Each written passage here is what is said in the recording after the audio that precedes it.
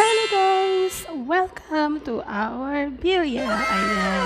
So, ipapakita ko sa inyo guys yung aming bilya. Tingnan nyo naman, di ba? Mukhang mayaman yung aming bilya at ang linis pa. So, tara!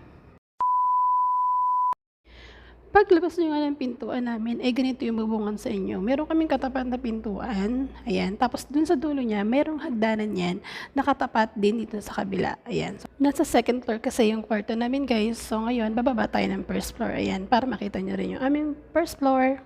Ito pala yung first floor ng aming bilya. Ayan.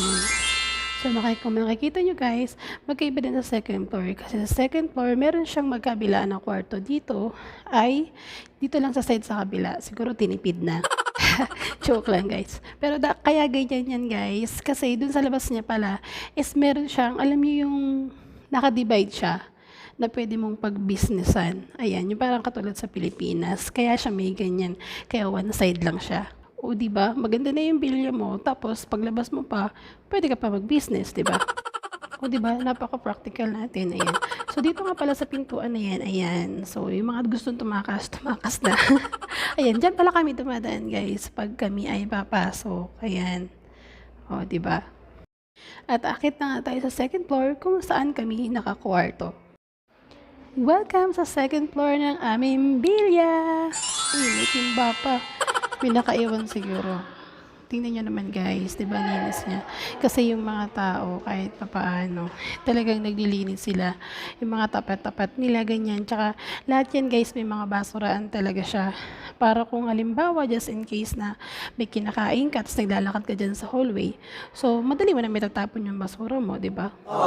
At saka alam nyo naman guys, na diba, may mga tao na yung mga basura nila, mga sarili nilang basura, hindi nila may itapon sa basurahan, di ba? Minsan pagkakain na lang, ilalaglag na lang nila, di ba? Kaya maganda rin talaga na bawat isa na flat sa may tabi ng pintuan sa labas, may mga sariling basurahan, bukod pa yung sa loob. Akyat naman tayo ngayon sa third floor. At syempre guys, kung mapapansin nyo, dito sa third floor, pareho siya ng nasa first floor. Wala siyang kwarto dito sa kabila, puro lang sa side yung kwarto. At dito naman sa door na to guys, dito yung aming labahan. O, diba? Ang daming machine. Pag naglaba ka dyan, diretso sampay na. O, diba? Hindi ka na mahihirapan. At mag-enjoy ka dyan guys maglaba kasi sobrang lakas ng tubig. Kaya pag ako naglalaba guys, ay talaga naman lumalangoy ako sa tubig kasi sobrang lakas ng tubig niya at nakaka-enjoy talagang maglaba. Dahil nga guys, sa sobrang enjoy ko maglaba dyan, pati yung suot ko na damit, basang-basa na rin pwede nang isampay. Punta naman tayo ngayon guys sa aming fourth floor, sa pinakang rooftop ng aming bilya. Alam niyo guys, minsan talaga tumatambay ako dito sa hallway, sa labas, kasi talagang malinis siya. Tsaka talagang lahat naglilinis.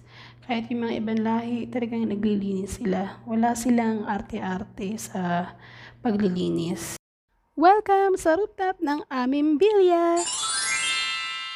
Dito nga sa rooftop ng aming bilya guys, wala kayong ibang makikita dyan kundi ang mga wire, yung mga tubo, ayan.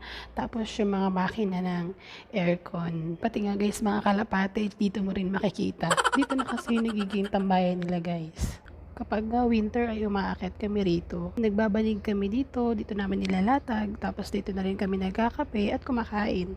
Napapansin ko nga na parang lumalakas yung hangin, parang magsa-sunstorm. Kaya bababa na ako guys, so ganito na lang. Bye guys!